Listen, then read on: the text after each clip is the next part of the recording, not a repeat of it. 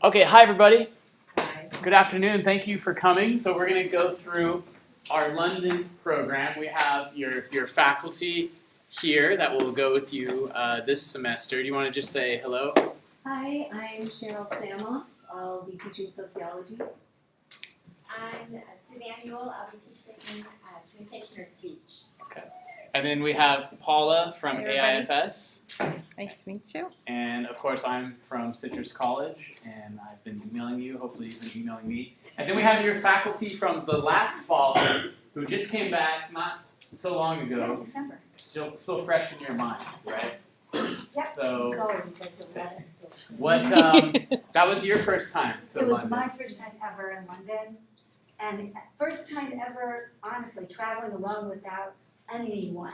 Mhm. Husband, kids, grandchildren, parents. Yeah. I was a little nervous in the beginning. Oh my gosh, you're gonna love it. By the time you're done, you'll be thinking, heck, I could go anywhere and navigate anywhere. Mhm. It's such a good experience. I can't recommend it enough. Don't be shy like I was. Go, experience it, have fun. And their AIFS is there to take care of you, and they do. They do, anything you Great. need. It's just a wonderful thing to do. I'll tell you a little secret. I didn't tell the people that was there. I didn't go ride on the tube, which is their subway, for the first month because I was afraid I was going to get lost. So I walked everywhere. You did. I did. But then we had to meet someplace that was 5 miles away. I'm like, no, I am not walking 5 miles. So I got on the tube. Oh my God, the easiest thing ever. It's easy. You cannot get lost in London. There's no way. All you do is find a tube station, and somebody there will tell you how to get home. It's awesome. Okay. So, Was there any shocks for students or anything that was really different or Yes. difficult for them? Cheryl will probably talk about some of this as well. But when they first got there, the sense of humor of the Brits is way different, and they were very formal. And they didn't always get their sense of humor. So, especially a couple of the female students kept saying, they're so rude, they're so rude. And we had to talk about what Sheryl will talk about, ethnocentrism and letting go of what you think of as rude and just listen to them and take it all in. So they were a little taken aback by that. I think they were scared like me to get on the tube at first, but if you're going to stay in the apartments, you will find people there that you'll make friends with. And they all form their own little group, or the apartment stays, and then the homestay people too. That I highly recommend as well. But they formed their own little group, they hung out together. By probably week 3, they were already planning trips all over Europe with each other, with people they'd never met before. So you just go with the flow. It's so eye-opening and enlightening, and what an experience. I didn't want to come back. I kept asking, how can I stay? And they said, you got to marry a Brit. And I said, polygamy, I can't do that. So here I am. You'll love it. I like what you said about sense of humor because I've noticed that too. British people are incredibly sarcastic. Oh, very sarcastic. Yeah. Very dry sense of humor. At first I would listen to them and go, oh! Yeah, they think we don't understand sarcasm. Right. Yeah. Never quite sure if they were kidding They have a or different not. level of sarcasm. They really do. And perhaps when you get over there, Sheryl will share with you some of the television programs over there. Really interesting, that's all I'm going to say. Really interesting. What else can I ask her? Any other good questions? As we go along, I'm sure Okay. things will come We'll up. We'll probably throw it back to you. All right. I'm Yeah. ready. Again, if you don't Yeah. mind. Or if there are things that you would like to add, please Okay. Yeah. feel free. I just We will would tell you, love beg, that. borrow, and steal. Ask for money from your family and friends when you get to. I just had somebody hit me up for money the other day, an old friend. I'm like, sure. You traveling? Sure, go. I need some money too. Okay. Okay. All right, so we'll begin the presentation now. I'll pass it on to Paula Okay. here. Do you want me to be your slide master? Sure. Okay. Yeah, he keeps me on. So thank you all for coming in. We're thrilled that you're interested in study abroad in London. Your fall semester will be September 5th to November 29th, 2019. And we're going to walk you through the ins and outs of what's included and what's not on the program, give you a lot of information on onboarding, study abroad, and all that good stuff. This PowerPoint is on the Study Abroad website. We have some great links to informative videos there. The second one is really interesting because it's a 10-minute video of the students that Sorry. it's a little old, a little dated. It's from the 90s, but it's really interesting to see the students while they're there. I know. You're like, 90s, that was yesterday. Go ahead. No, this one's One- pretty new. That's the students from. So AFS in London video, the third Oh one. yeah, that sorry. one's old. Yeah. The third one. But I think it's really funny. It's the students while they're there in London. Yeah. So it's interesting. Okay. Next one. So this, why study abroad, right? We want to talk to you about study abroad as an investment in your education, an investment in your future. Less than 10% of college students in the United States do a study abroad program, right? A program where they go to a foreign country, they live there for 3 months, right, and complete their semester work. Those courses count toward their gen eds, they count towards transfer, they're all UCCSU transferable courses, so you're on track for finishing your education. It is something that makes you, my son is in the middle of transfer, he's a citrus student, he finished his Cal Apply a few weeks ago, is waiting to hear, and when he did his Cal Apply, they asked him to identify which courses he completed as a study abroad student.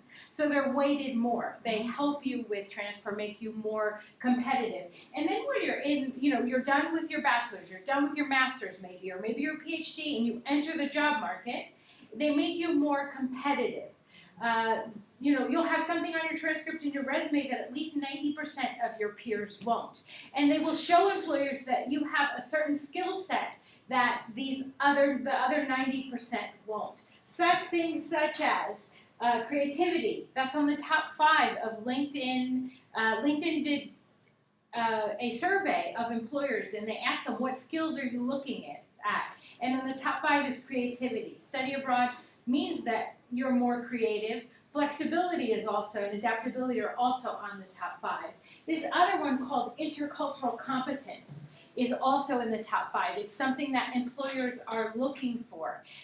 Intercultural competence means that you've lived in another culture, that you have adapted to another culture, and you can empathize and relate to people from other cultures. Right? Employers are looking for people that have this ability to meet and talk to people from other cultures. I mean, immigration is a worldwide phenomenon. We're not the only country in the world that gets immigrants. It is now a global marketplace, right, where businesses, small and large, are doing commerce and business with other countries. I can't think of a field that is not in some way touched by other cultures, right? Education, law enforcement, healthcare, business. I mean, they're all in some way dealing with people from other countries, right? So having that intercultural competence makes you highly employable.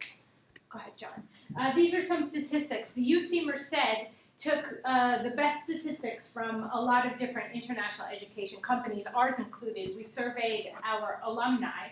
And the top one is really interesting.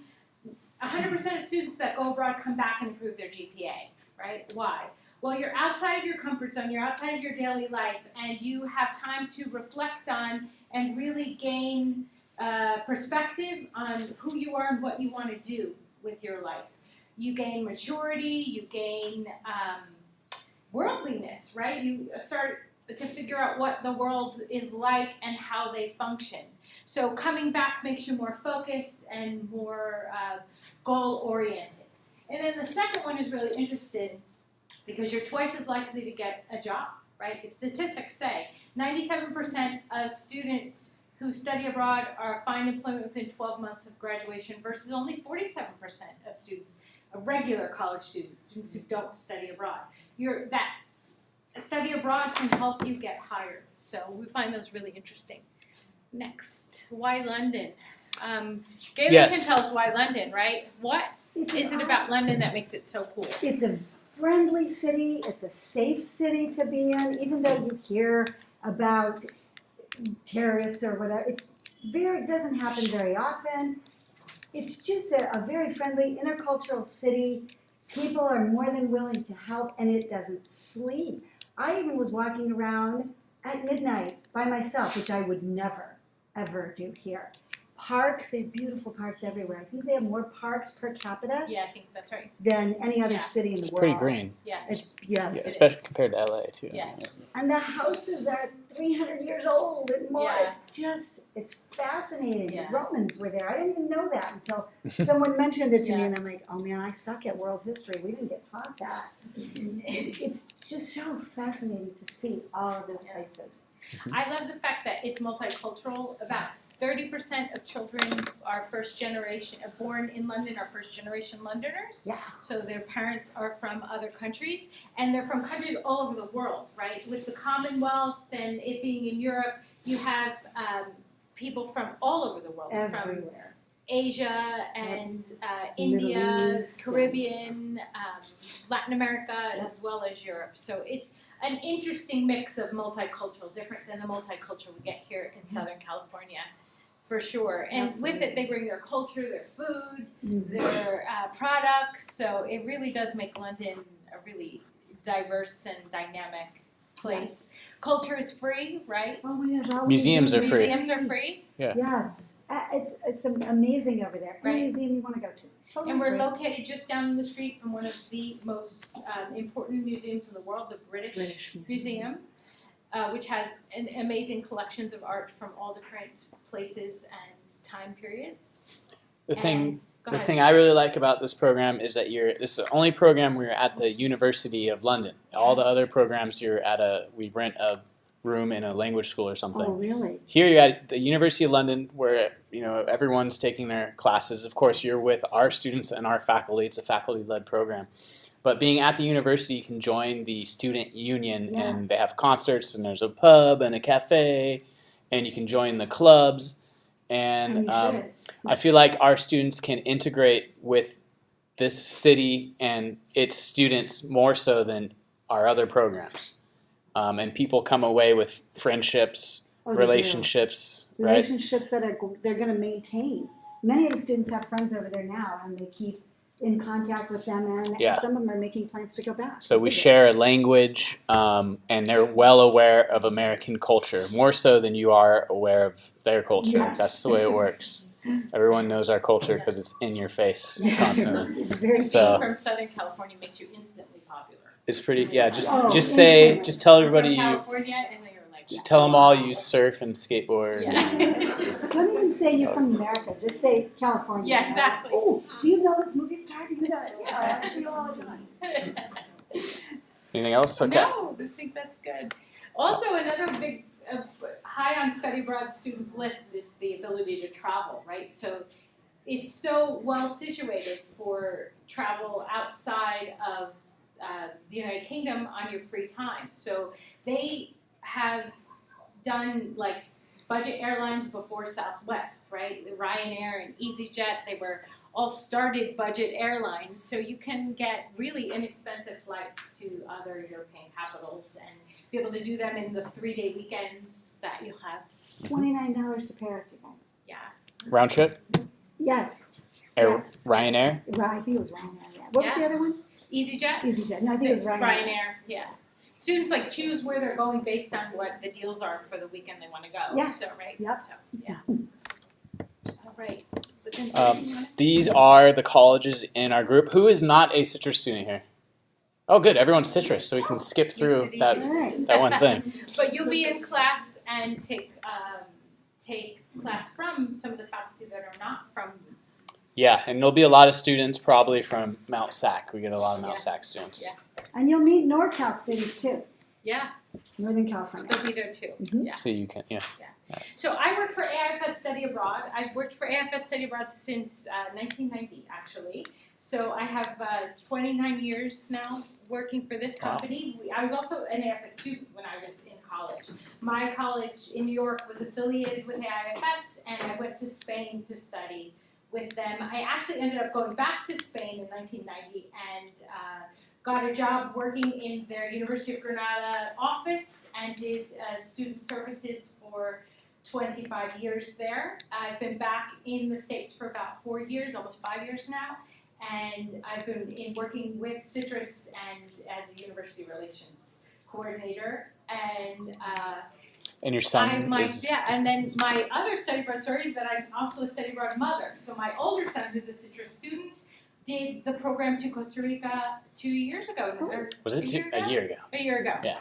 So I've also been a study abroad mother and felt like those 30 days I spent, I couldn't breathe. Even though he was with our company and with the program, I still felt like, where is he? Is he okay? You know, for the entire time. So I feel like I can empathize with every single person in this room. I know what it's like to be you.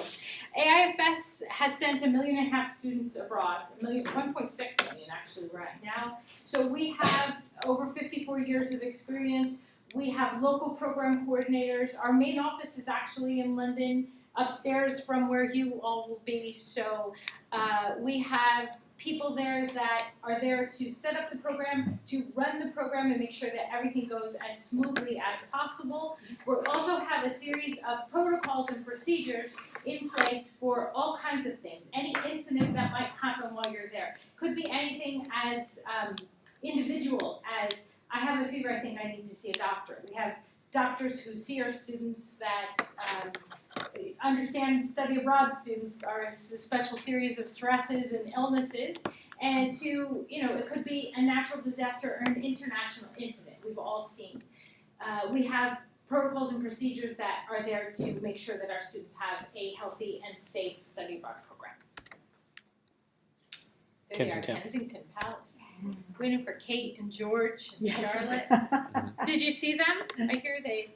Some of our students did. I Yeah. didn't, but yeah. Yeah, you can if you're out in the parks. They're out in the parks. Yep. Academics. Okay. So you're going to be in class Monday through Thursday. So every weekend is a 3-day weekend. Again, you're at the University of London, and these are courses out of our catalog, so you can stay on track with your transfer or graduation, as they're all UC or CSU transferable. So, take your brochure to your counselor and work through what it is you need to take. Hopefully, these will fulfill those requirements. If they do not, you do have an option to take an online course too, like, I really need this one class, it's not offered, but maybe it's online, so you could take it while you're out there. You can take one. If you really need two, you could talk to me and the Dean of Social Behavior Sciences, and maybe we'll allow you to do that. You do need to enroll in a minimum of 12 units. And there's one required course that's part of those 12 units, which is British Civilization. Which you will love. Yeah, so we could talk a bit about that course since you oversaw it. Yes. Go ahead and tell us about it. It's a course taught by a woman who has this vast amount of knowledge about British life and culture. And you learn a little bit about history, you learn a little bit about politics, you learn a lot about culture. You learn, she brought different foods with her for us to try. She's just so interesting. Students loved coming. I think the only time we have maybe 3 students who missed only one time, it was because they were so deathly sick they just couldn't do it. Everybody wanted to be there. You will absolutely love it. Every professor runs it a little differently, the grading of it, but I will give Professor Samoff some tips, and you'll have a blast. It's a really good course, interesting readings, and she's fascinating.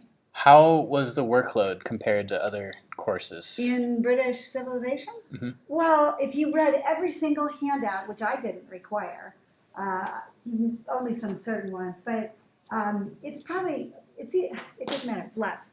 It's You're not less. reading a textbook. I don't think it's a real difficult 3 It's not. units because there's not a lot of testing.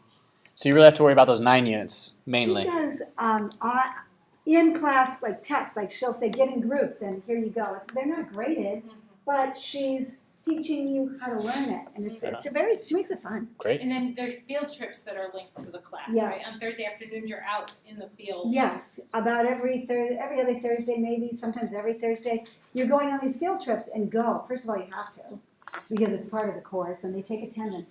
But you learn all kinds of really fascinating things. And then, if you like the place, you can go back, and if you don't, you go, well, mark that up, I'm not going there.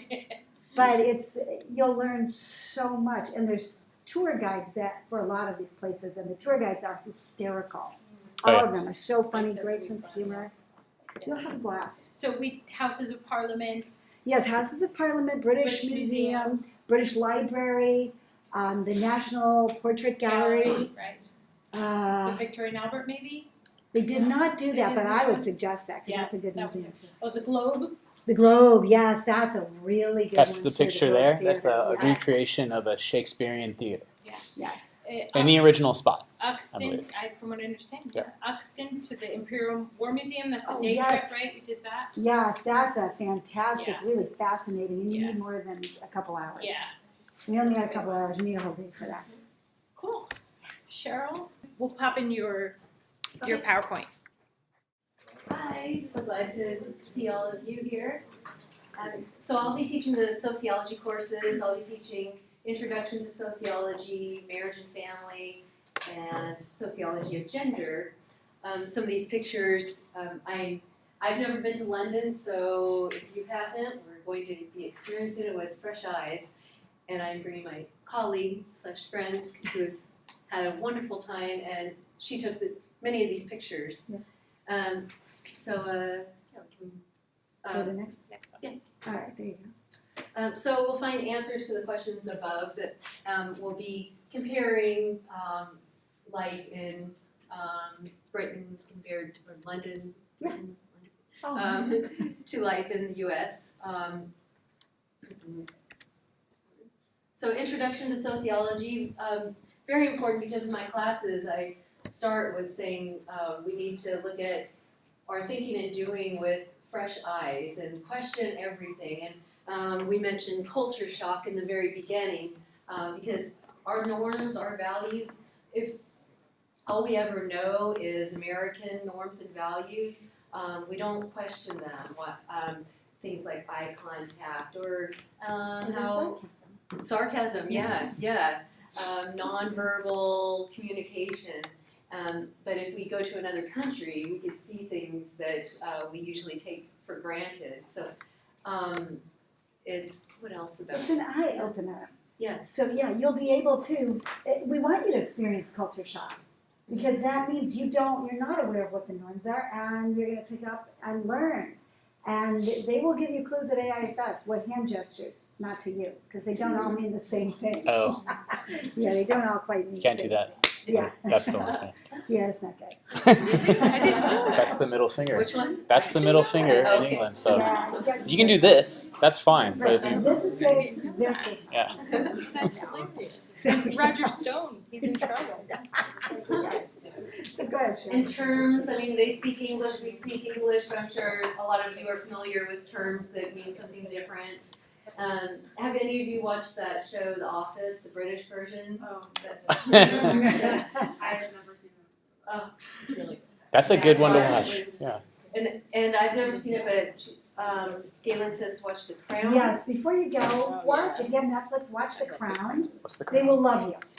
It explains, because I could never understand, why does it have a king and queen, and this makes no Like, sense.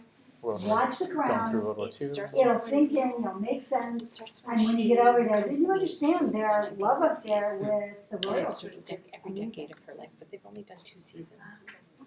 Yeah, body language. Oh, I was I'll watch reading. it. I like that If you're interested, I'll show you a book that you loaned me about just System. what it has a lot of things about body language. They were saying, Go on.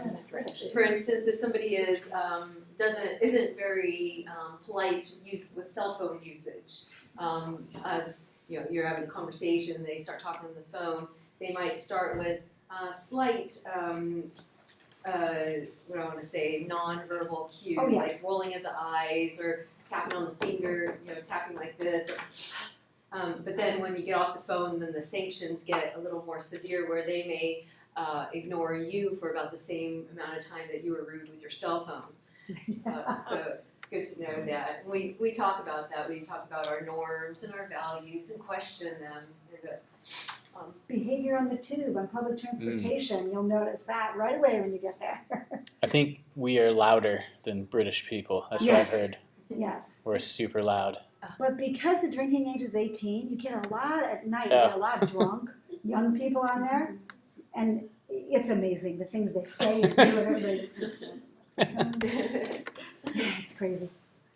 So marriage and family, yeah, you will see these people And we'll compare They family just cruise down the structures street. to Okay. American family structures. Did you notice any differences? No, the structures that we observed were relatively the same, just different norms within the family. Yeah. Yeah, different norms and different ways of behaving. The students behave with their, or I should say the young people behave with their parents very differently than we do. Much more formal. Much And more we- formal. We don't only cover marriage and family, we cover intimate relationships, dating relationships. Professor White and I were talking about Tinder, and she's, do you want to? Oh yeah? Yes, one of my students did, or several of my students did a project on Tinder and the different ways of interacting on the UK's version of Tinder than ours. And the things people say, the guys were very forward and very, what was the word you told me? Blunt. Blunt. Very blunt and just kind of out there. And they were taken aback. So you can study those kinds of things, really interesting. That might be an assignment, a project in I class. think it should be done. I think Uh, that television program I told you about should be one too. oh my gosh.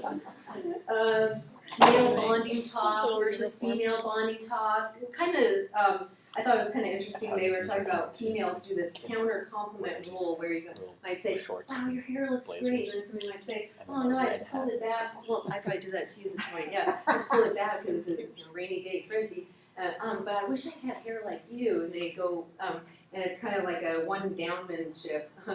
Whereas men, and we'll compare things that they call it a mine's better than yours game. And I can't believe you bought that piece of crap car when you could have bought a BMW for the same price. And a lot of swearing and name calling, but it's all good natured and amicable. They do that in Parliament, in their government. So we'll question everything and we'll eavesdrop on how what they say. That's what we do in sociology. We'll do observations. And sociology of gender kind of covered a little bit about that, but what are some gender norms that are different? Did you notice differences in gender when you were there? Just that there are gender is very fluid there and nobody really pays much attention. So whereas here, we might stop and look at someone or turn our head. Doesn't matter there. And people just engage in all kinds of behaviors. That picture is a real picture. It was from a video. I was just at a pub. And this man comes out singing, and they're singing American songs. It's a sing-along. And they're singing American songs like This Is My Country. Oh, that's hilarious. Yeah, it was hysterical.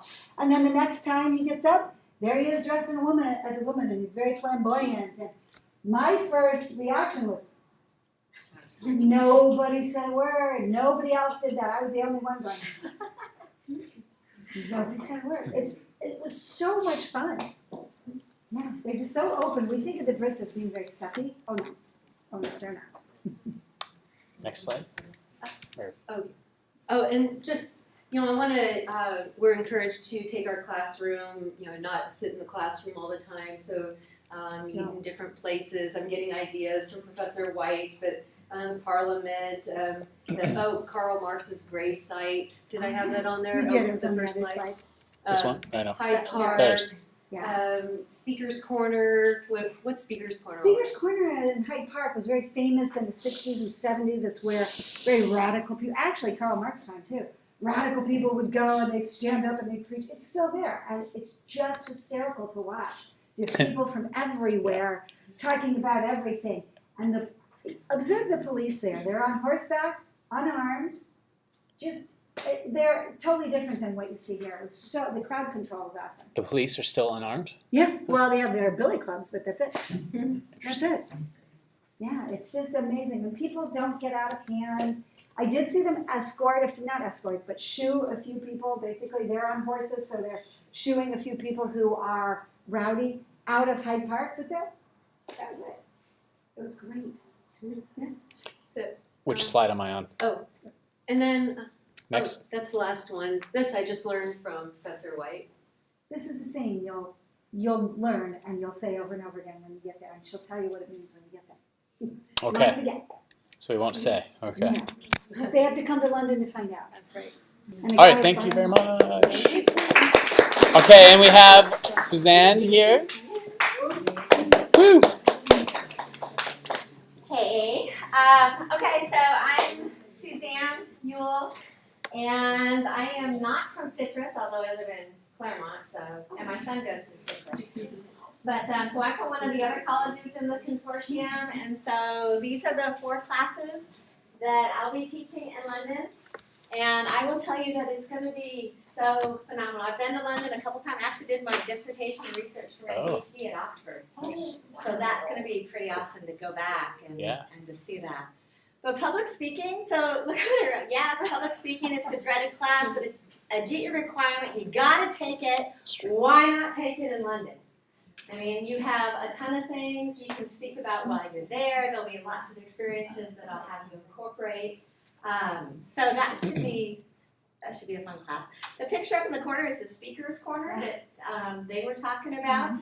So, one of the assignments you won't like, but just being honest, when I was a student, I hated them. And those were impromptus, where you're given 60 seconds and you got to come up with a 3 or 4 minute speech.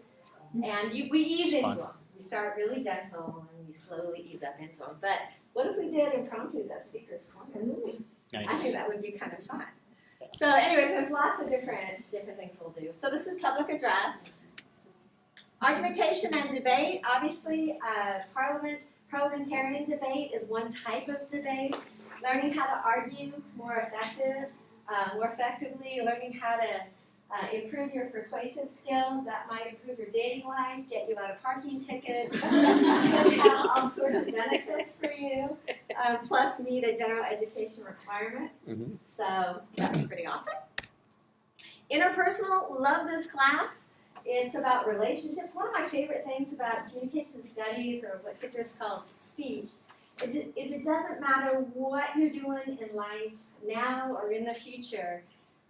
Communication, learning how to communicate well, is something that you will use no matter what. Whether it's at work, whether it's with your roommates, whether it's with your family. And so the class meets GE requirements, but you will reap the benefits personally. And it goes so well with sociology. So you're going to find lots of really fun ways to overlap, and we've already started talking about ways we can combine things.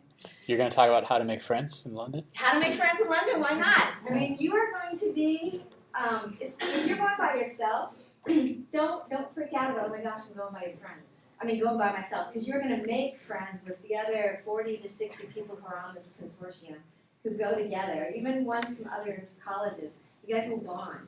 You will get closer, and you really will have those friendships that will last the rest of your life. And maybe even analyzing, gosh, how did I develop these connections with people I didn't know before, but now they're so tight, these relationships. How does self-disclosure work? I didn't know them 2 weeks ago, but now I can't imagine not having, this friend in my life. So you will connect. You will connect. And I think too, as faculty members, we're going to be with you a lot. And so just earlier this week, Tuesday, I had lunch with the woman who was also on the study abroad program. And she said, there was a time where a student just came and sat next to me. She said, can I get a hug? Oh. Sure, big hug, so you might get homesick a little bit around stage 3, but, or week 3, but if you need a hug, I'm a hugger. I don't have any trouble with that. And my favorite class is intercultural communication. I've taught this class for a long, long time. And obviously, London is the hub of so much of the world. And there will be different places. I'm still toying with what kind of assignments I might use for this. They might say, hey, okay, I'm going to give you a list of maybe 8 or 10. This is what I'm thinking about. I don't know if I can work all this out. But 8 or 10 different cultural neighborhoods within London. And go. Pick one of them.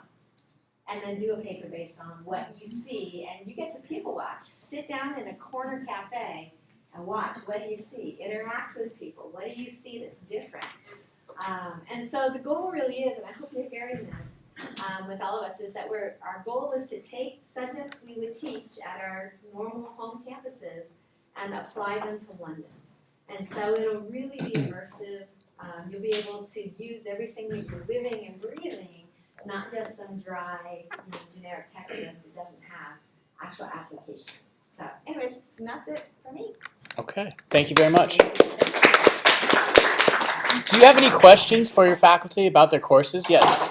I was just wondering about the textbooks. Like, will we be carrying them around with us, or will we have like an internet or copy of Kindle or whatever? Well, based on her advice, well, Yeah, I had everybody use an ebook. And normally students don't like ebooks, but over there they did because they always have it. A lot of students had iPads or tablets, so they could access it that way. It's totally up to you. I also gave them the option of buying a book and taking it, but you're going to be lugging all of that. So I know some said to mail the books there You can. prior. No, don't do that. I wouldn't do that. no, You'll bring them with you. It won't be much. You won't have a lot of books. A lot of online materials will be used, I imagine. Speech, you have to buy those books. Yeah, it's I haven't decided yet for speech, for communication. I've been looking at books, and I honestly don't know. I'm trying to make it so it's not a burden for people to lug books back and forth. One, I know the cost. Two, I know your luggage, the heavier it gets, right, the more you get fees at the airport. So trying to be really sensitive to that. I haven't actually decided. Maybe out of the 4 classes, maybe half will be online and half will be books. So, but I'm very aware of it, and I'm trying to figure out alternative, than the usual solutions. So laptops would also be an option, yeah? Yeah, I would imagine that everybody's going to need some type of electronic device in order to be successful. Plus, we're going to be using Citrus, correct me if I'm wrong, Citrus's Canvas system. Yes. Yeah. So, I may just throw all my quizzes up on Canvas, and so no exams, nothing, we'll just do that. So you're going to want access to a device in order to take those things. Yeah, and I had a student, he didn't have a laptop, he had a desktop computer, and he was like, I don't know what to do. I'm like, don't you know somebody with an iPad or something? And he's like, yeah, and it was fine. So I'm sure you know somebody with some kind of device, or you can buy a budget used one. and internet access is everywhere over there, and in many places better than the internet access we have. So you'll have access to the internet. A couple of weeks ago, I met with Shesway Powell, who teaches theater at my college, and she lived in London for 7 years. She's like, okay, Suzanne, she's got this adorable accent.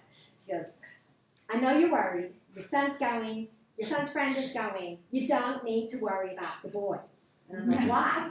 She goes, because London is so nice. She goes, they just have to go up to anybody and say, I'm a college student and I'm not sure where I'm at. Where do I need to be? She goes, and they will stop what they're doing and walk your kids to the proper place. They're going to be completely fine. So she was just a sweetheart. And she said everybody in London is super friendly. Okay. So we're going to talk about Steve Torok's classes. Do you want to do this one? Sure. So we'll be offering 4 music courses that in music appreciation, history of music 2, history of jazz, history of rock and roll. I think history of rock and roll is going to be very popular. Music in London, I mean, it's the birthplace of so many great music bands and musicians and artists. Classical and history rock come alive. I didn't realize that Handel was flat, or house was wall to wall with Jimi Hendrix, where he lived when he was in London. So he'll be taking you to those 2 museums to be able to visit them.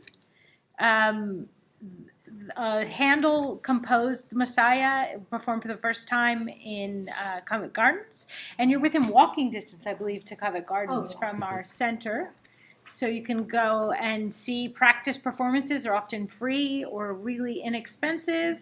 He's also a musician, right? He's a jazz saxophonist. So he'll be also performing there. So you'll be able to see your faculty perform.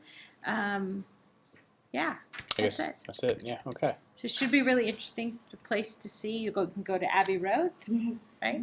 So you can It's a lot of fun. enroll in an online course as well. So if you need something that's not offered, any online course in our catalog is fine. However, just verify that there's no on-campus requirements. You can't come back to take a test, right? And yeah, you need to let your faculty know that you're going to be in London while you're taking their online course anyway. So Most faculty are very accommodating. If they Yeah. have you come in, they'll just have you have it proctored by an AIFS or by. that's right. Professor We Sheryl. can I proctored proctor quite a tests at the AIFS Student Center. So you can take your tests over there. And here's the AIFS Student Yeah. Center. So we are located right in Bloomsbury, which is in the heart of central London. And this is a tiny little map of the neighborhood where we're located. This is the British Museum, so you can Google the British Museum and you'll see exactly where we are and what the area is. It's very much a student, the University of London is there, so it's very much a student area. Very quiet, right? Not a big traffic area. Lots of green and trees and squares, and it's very close to Hyde Park. So you're in a great area. Just up the street from the British Museum on Mallet Street is where your University of London Student Union building is, and that's where your classrooms will be located. And across the street is the AFS office at Dilk House, and that is where you'll have your student services. Our office is open there, regular office hours, I think it's 8 in the morning until 6 at night. And then on Friday we have like until 5, I think. We close a little early on Friday afternoons. You'll also have a 24-hour emergency contact service. So you'll have a cell number that will have a staff member on duty 24/7. If you ever had an emergency outside of regular office hours, you'd always have someone that you could call, contact, and that would go to your aid as needed. We'll also have an orientation program. Once you get there, you'll have an orientation meeting, a welcome pack with maps and all kinds of brochures, and also a tour and welcome activities. This is a picture of what your building looks like, the Student Union entrance, and you'll have membership to the Student Union to be able to participate in many of the student groups that they have. They have a lot of what they call them societies and clubs, so that should be really interesting, very British. They also have a pool and a gym there that you can use for a small additional fees. They have pubs, cafes, and shops, bookstores. The pub, from what I understand, is called the library. So when your parents call and say, "Where are you?" you can tell them, "I'm at the library," and you won't be telling a fib. Housing, so you can choose between 2 forms of housing, as we mentioned. Students that stay in homestays, you will be located in zones 3 or 4 of the London. The tube grid is divided up by zones. Zone 1 being the central, zone 2 being a little farther out, zones 3, zones 4, it works like that. The residential area is zones 3 and 4. Most of our students, I think, are in zone 3. And then you live in these homestays with a British family, and you would have breakfast included Monday through Friday, and also access to the shared kitchen, laundry facilities as well. Wi-Fi is included, and your program fee, if you look in your brochure, for that option is $7,175. I think sometimes it's like an Airbnb, and sometimes it's like they're more involved, right? I think, it depends. I think a lot of times it's all about personalities, right? People are all different. I think that the more you want to be a member of the family, the more work you put into your relationship with them, the more you will become a member of the family. Yes. The more you treat them sort of like the landlord, the less of a relationship you'll have Right, with and them. some of the homestay people just said, "Here's your keys, be quiet when you come in," that's that. Yeah. And that was fine. Yeah. It just depends. And then we have the student apartment option as well, which is also listed. There would be twin bedrooms in apartments for 2 to 6 students. You'll all be in the same building. So we also have resident advisors that live there. So it'll be more of an independent living kind of situation. Each apartment has a small kitchenette. I wouldn't call it a kitchen. It's a tiny little kitchenette, shared living area, and a full bath. Larger facilities in the building, not necessarily in the apartment. Wi-Fi is provided, no meals at all are included. That one is a little more expensive. It's $8,625. That is because the building is located in zone 1 or 2 of central London. So it's like living downtown LA, rents are higher, so therefore the program fee is a little more. One thing I want to say about this price is when I started this program 3.5 years ago, it's gone down about $800 to $1,000. Yeah. So between when I started working here and now, they did this thing called Brexit. Have you guys learned about Brexit? It tanked their currency value. So this program is a lot cheaper. It's good for us. So that homestay was like $7,800 something. At least, yeah. Do you remember when I started? Yeah. The apartment, I think it's a little bit cheaper too, because I remember Yeah. it was getting close to $9,000 Yes. for that.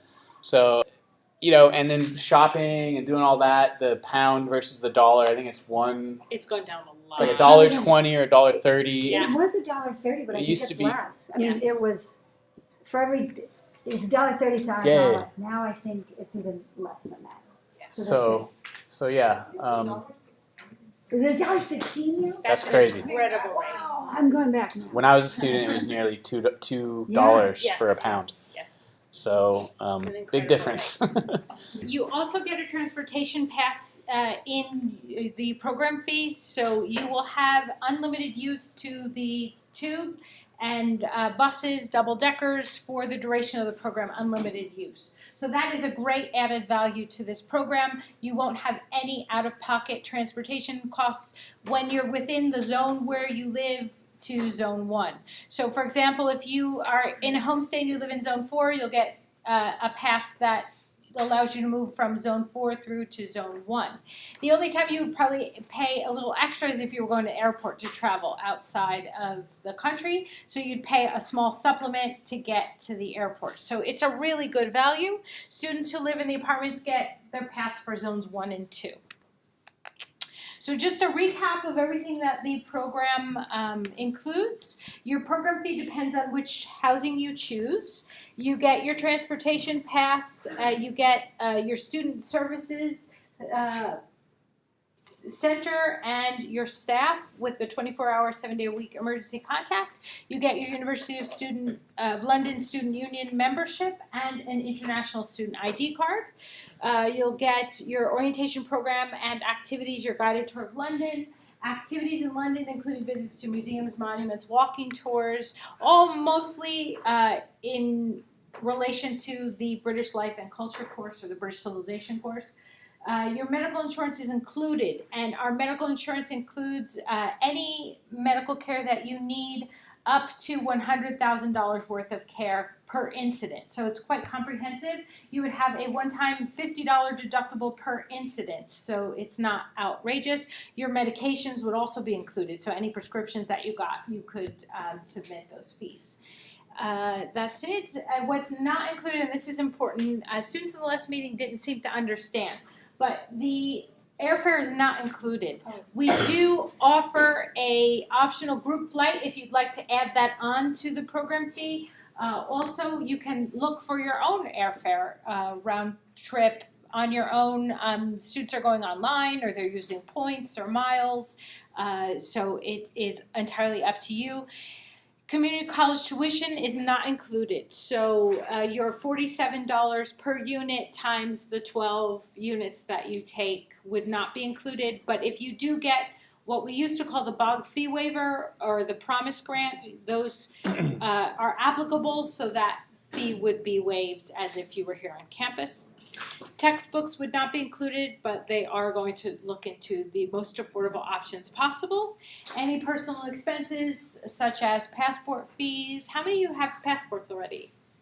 Oh, quite a few. Okay, excellent. So that fee is otherwise, if you don't have a passport, you want to start looking into getting one as soon as possible because those things take time. You don't also want to get the expedited version if you waited too long because that is even more money. You definitely want to have at least 2 months, right? It takes to get a passport approximately. I would not even wait that one. Right. So you want to. It takes 2 months, so you want to start that process right away. So just one thing, yeah, if you're gonna book your own flight, you could probably save some money, but you'd have to get on that soon. Immediately, to save money. And the budget airline for Europe is Norwegian Air. So our faculty who went to Florence last month in January, she paid like $350 for a round trip ticket to Florence and back. And she's able to do that because she did it well in advance. And also, it was January, so I don't know what the deal is. For September, that's For better. September. I mean, it's not July, so that's So, so it might not be that good, but I know other students, they booked with WOW Airlines, Yeah. which you fly to Reykjavik, Iceland, you gotta stay there for like 12 hours or 16 hours. So the adventurous can save some money. I think Skyscanner, students are using skyscanner.com. Can I So, throw something and in then, too? yes, one more thing. The other option too is for parents, if you don't have a mileage credit card, get a mileage credit card, or if students, if you're eligible for that, think about that. I would only suggest that if you're able to pay off your balance. Yeah. You do not want to carry a balance on a credit card. The percent is like, it's ridiculous. It's ridiculous. However, if you're able to pay off the full balance, it's a really good deal because you spend a certain amount of money. When you get this credit card, they give you all these points. Right. So you could spend that money on these fees, and then you get those points, and then you purchase the flight, which is what some students have done. But you have to be responsible. So Yeah, you have I to would be not responsible. suggest that to people if you're going to use that credit card and not pay off the balance. What? One thing about doing that with Yes. AIFS is that you don't have to make full payment all at once. You can start to make small payments and pay it off at the end of the month. We don't charge credit card fees, which is nice, right? I yes. know when you pay tuition to Cal States, you use a credit card, you often are charged credit card fees, but Yes. AIFS doesn't charge credit card fees. So if you want to make small payments and pay them off the next month and start accumulating points, that way you can do it. Yeah. So that's smart. What were you going to say? Oh, Sorry. well, just two things. There's a World Traveler program that you can sign up for. It is a little bit extra money. I think it's $130 or something. But I will tell you, when I came back, what a lifesaver. You sign up for it. You give them all your information. You have to go meet with them at an airport. Oh, They'll tell you. yeah, global entry, right? Global entry, that's it, sorry, global entry. But when you pass, they just do a background check and then they'll mail you a little card. When I came back into the United States, there was this big long line going through customs. I just went up to a kiosk, inserted my card, do you have anything to declare? Nope, thank you, and goodbye. Nice. And I walked right through. It was well worth it. Yeah. And the credit card thing, if you can get a credit card that has no international fees, it's an awesome thing to do in case you have an emergency over there. But also what I did was I had a airline card. I fly Southwest a lot, so I used a Southwest card. And there's no international fee, so everything I bought, I put on the Southwest card because there's a receipt.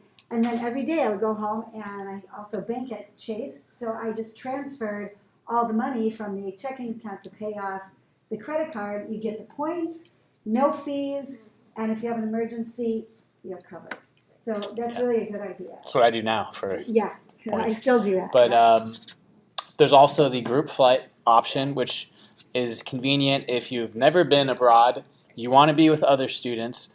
You have to go to LAX on your own, but when you arrive in London Heathrow, Yes. you'll be met by AIFS, taken to your apartment or homestay. That's nice. And when you return, Yes. it's the same. So you'll go back to the airport. You'll be escorted back. Yes. But we don't have that price right now, but we should have it in the next month or two.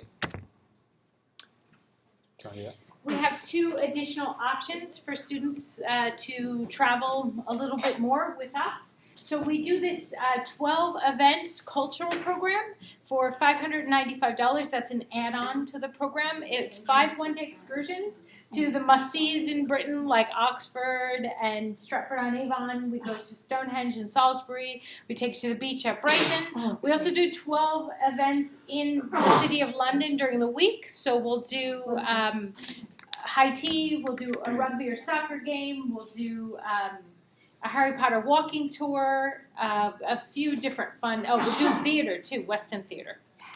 It's really fun. And then this optional Scotland tour is very popular too. That's 4 days, 3 nights to Scotland. So we go by train from London to Edinburgh, and then we do a Highlands tour. You visit the Isle of Skye, you visit the Loch Ness, and it includes your transportation, your student hostels, it includes breakfast and 2 dinners, and your guided tours of some guys named Hamish in a skirt.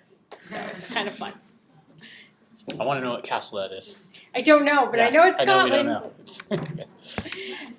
So Try it. eligibility requirements, that's John, sorry. Whatever. You need to be 18 by the time the program starts, and you need at least 12 units with a 2.5, but we'll accept a progress report. If you had like dual enrollment in high school and it's your first semester, we can use those dual enrollment units. If you had a bad semester and you're doing much better this semester, we'll give you a progress report. We take that into account that you have things happen in your life. So really, if you want to go, just come talk to me, but you need to get your grades up this semester if they're lower. And then how to apply, I guess it's pretty easy for us as Citrus students. Students coming from the other colleges, it's more complicated. But you can just go to the study abroad page and click on London. And you can click on the interest form. So complete this form, very basic, and then you will be sent the link to apply with AIFS where you place your deposit. That link is self-explanatory. I might ask that you send me a progress report if you're below 2.5. Okay, so pretty simple. And then well, I guess we talked more about financial aid here, so let's get into that. Yes, financial aid. So what's great about these programs is that you're still a Citrus student while you're abroad, which means you can use all of your financial aid if you're eligible for financial aid.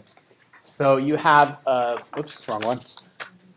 You have a financial aid form. I took them all up Oh, okay. there. Well, that's all right. You have a financial aid form in your brochure. I don't think you turn it in until April is when they start collecting them. It says on the bottom. And you can send it to Denise Luna is our advisor for financial aid if you need to talk to her. Don't put this off. There's students, they wait till the last minute to turn these forms in. And then they find out, oh, I need this document from the IRS or something. And it's a huge headache for everybody and maybe they can't go. So just figure this out in April. It's all through Citrus. I think you've already added your information to FAFSA. Today's the deadline for California aid. So Oh, really? You got if you it. haven't done your FAFSA for next year, do it today. Really? Yeah, for California aid, for the Cal grants, Uh-huh. the deadline is today. And it's easier to get a Cal grant than a Pell grant. The The deadline for which For semester? Cal grant, for next fall. Really? That early? It's Is today. that new? It's always March 2nd. I didn't know it was so early. Well, what if you're getting it for next fall and can you change it to another college? Yes, Oh, okay. you can always add another college. That doesn't matter. Okay. Yeah. Anyway, so you'll have to turn in these forms here to our financial aid office. Denise Luna, April 8th is when they start collecting it. And so hopefully you're eligible for some financial aid. You have the Pell, the Cal, the CCCCG, California Community College Completion Grant, and the Full-Time Student Success Grant. I think there's another one that I'm forgetting, but you're eligible for like $5,000 or $6,000 in grants if you have high financial need. So that's really great. You can apply that to this program. The next best option is a subsidized student loan. Again, you need high financial needs to qualify. With a subsidized student loan, you can get $3,500 or $4,500, and right there, that's going to be what you need. So if you are someone who has a high financial need, you can really take advantage of these benefits. If you are not qualifying for these, as I was when I was a student and I did study abroad, and we just had a student in here talking about this in our Kyoto group. So he picked up extra shifts, right? He saved money. I waited to the last minute to do study abroad, so I did the same thing. I saved money. I was a busboy. And then I took out unsubsidized student loans, which added to my student loans, which accrued interest. So if you're smarter than me, you need to start now applying for scholarships and fundraising. So can you tell us more about fundraising Sure. and scholarships? Well, as far as scholarships, if you are Pell Grant eligible, There is a scholarship for study abroad called the Benjamin Gilman Scholarship. The problem is that the deadline is this Tuesday at like 8 10. p.m., 10 p.m. 10 p.m. If if you're Pell eligible, you have to apply for this scholarship. On John's website, we have some guides to applying for this scholarship. That is some guides that you can follow there, like how to write the essay and videos. So you can watch this Gilman scholarship video. That's the wrong date. No, that's the right date. Yeah. Okay. Or you can go back to the homepage here, and we have this new essay writing tutorial that you can use for all your essays, but I think it's tooled specifically for the Gilman, right? Yeah, but it works for a lot of Yeah. different essays. So watch those videos, apply for that. The thing with scholarships is you won't get them if you don't apply. So Exactly. get this Gilman scholarship essay down, and then just change that essay and keep applying Right. to different scholarships. The other big scholarship I want to point out is your college foundation scholarships. So you have a high probability of being awarded with Citrus, because if you're a Citrus student, there's a lot of these scholarships through the foundation, and you just fill out one form and you write one essay and you click all the scholarships you qualify for, I believe. They qualify. They qualify. So you just fill it out. You just fill it out. And there's like, I don't know how many scholarships. There's scholarships that go unused. Yeah, I think People I think everyone was awarded last spring. apply, you're gonna get something. Yeah, you'll get, some of them are like 200, 300, 400, 500. Some of them are up to 2,000. Yeah. But they have different requirements. You know, maybe you need to be first generation or. One of them you have to live in Glendora. Right. That's it. Yeah. So there's different things. And then there's a ton of other scholarships out there. But it's like a job. You got to look around. It's annoying. You got to read things and apply. So we have that in your brochure to help you out. It's also online. The second one there is an AIFS scholarship. So AIFS is celebrating the 30 years of study abroad in London, that relationship that we have. We'll be offering 6 $1,000 scholarships to students that apply for this program. So you have a 1 in however many people apply of winning the scholarship, right? So this is not due until May 17th. So you can put this one off and do these other ones. But if you're doing this, come see me, okay? Because I want you to be competitive. Yeah. Because Mount SAC has a great advisor who's helping her students write really good essays. We're gonna win them all. And so you need to put certain things in there. So this is another way that students are raising funds. This is a way that students are using their creative energy and ingenuity to raise money for study abroad. So first, I think I'm going to switch the order, but the first thing they do is make lifestyle changes, right? They stop spending so much money on stuff that they really don't need.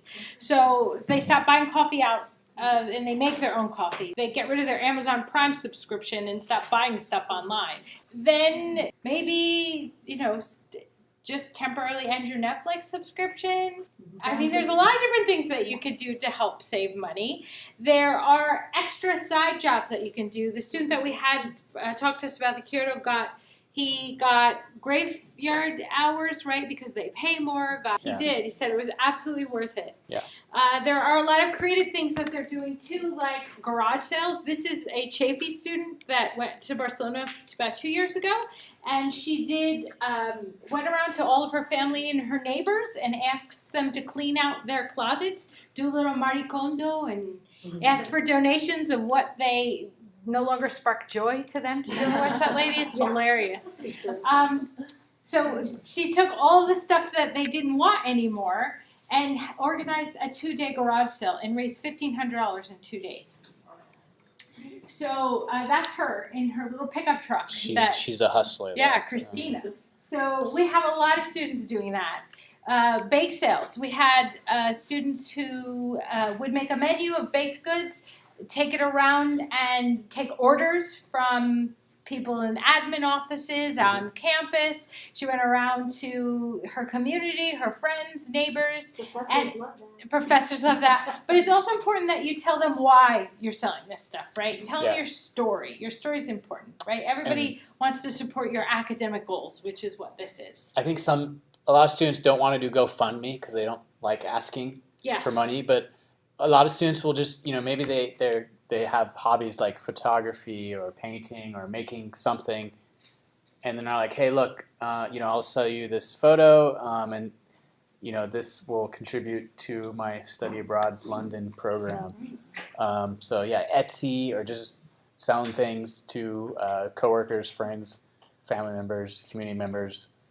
If you're in the church, you can utilize that community. Yes. So. Well, I think personally, my nephews are always asking me Yes. to buy popcorn and stuff. Yeah. I'd rather give them money for this. A couple of years ago, my boys were doing traveling, and so they wanted to earn money. So they contacted all family, friends, in all different aspects of their life. Hosted a spaghetti dinner. So they're like date night, and then set up tables in the backyard. That's And I said, I'll buy the spaghetti. So I spent $50 and bought a bunch of spaghetti. They ended up making like $800.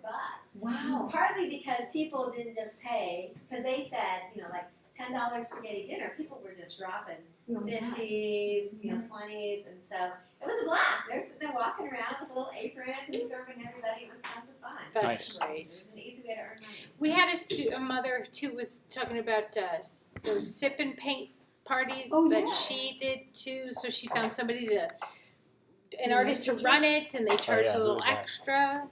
Right? There's all kinds of creative things that you can do.